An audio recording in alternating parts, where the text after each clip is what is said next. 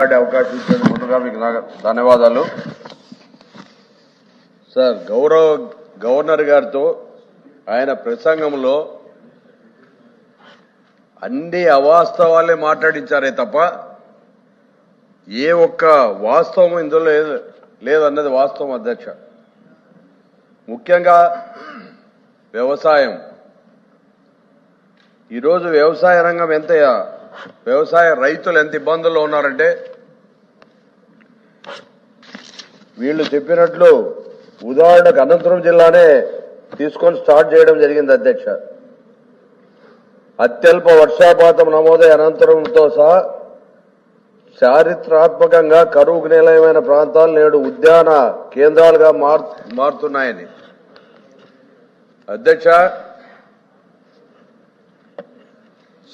రైతు దేశానికి వెన్నెముక అని చెప్తున్నారే తప్ప రైతును అన్ని రకాలుగా ఆదుకున్న పరిస్థితులు గతంలో రాజశేఖర రెడ్డి గారు చేయడం జరిగింది. గత ప్రభుత్వం జగన్మోహన్ రెడ్డి గారు కూడా కొన్ని రైతు ఆర్బీకేలు అయితేనేమి అగ్రికల్చర్ వీళ్ళని నియమించడం దాంట్లో అయితేనేమి మద్దతు ధర ఇవ్వడంలో అయితేనేమి పూర్తిగా గత ప్రభుత్వంలో జరిగాయే తప్ప ఈ ప్రభుత్వంలో జరగలేదన్న విషయాన్ని వాళ్ళు గమనించాల్సిన అవసరం ఉంది. ఇప్పుడు అనంతపురం జిల్లా కావచ్చు, రాయలసీమ ప్రాంతం కావచ్చు, ఎన్నిసార్లు శంకుస్థాపనలు అందరినీవా 3 సార్లు శంకుస్థాపన చేస్తే రాజశేఖర రెడ్డి అన్న గారు వచ్చిన తర్వాతనే పనులు ప్రారంభించి దాన్ని ఆ ప్రభుత్వం అయిపోయే లోపల ఆ జిల్లాలకు భరోసా కల్పించిన ఘనత ఆయనదైతే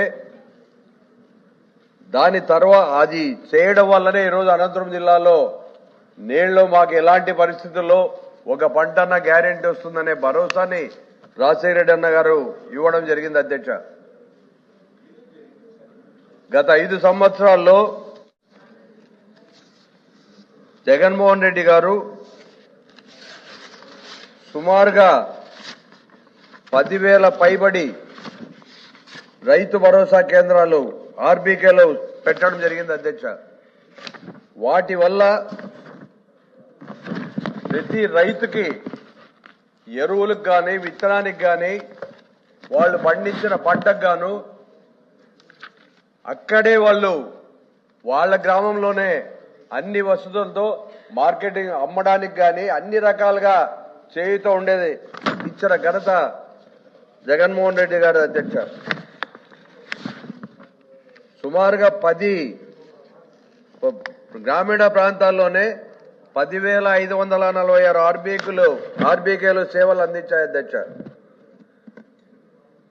ఆర్బీకేలను జగన్ నాలెడ్జ్ హబ్బులుగా కూడా తీర్చిదిద్ది పొలం బడులు, తోట బడులు, మత్స్య సాగు అయితే వివిధ రకాలుగా జ్ఞానాన్ని పెంపొందించడంలో ఇవి పాత్ర పోషించాయనే దాంట్లో ఎలాంటి సంశయం లేదు అధ్యక్ష. ఈ ప్రభుత్వం వచ్చిన తర్వాత పట్టణ ప్రాంతాల్లోని 232 ఆర్బీకేలతో పాటు సుమారుగా 555 గ్రామాల్లోని ఆర్బీకేలను మూస్తున్నారని తెలియడం జరిగింది అధ్యక్ష. ఏదైనా అభివృద్ధి పథం తీసుకుని పోయినప్పుడు దాంట్లో లోటుపాట్లు ఏమైనా ఉంటే వారిని సరిదిద్ది ముందుకు తీసుకోవాల్సిన బాధ్యత వచ్చే ప్రభుత్వాల మీద, నడిచే ప్రభుత్వాల మీద ఉంది అధ్యక్ష. గతంలో రైతాంగానికి వడ్డీ లేని రుణాలు ఇచ్చే పరిస్థితి, కానీ ఈ ప్రభుత్వం వచ్చిన తర్వాత ఆ వడ్డీ లేని రుణాలు పూర్తిగా తీసివేయడం జరిగింది అధ్యక్ష.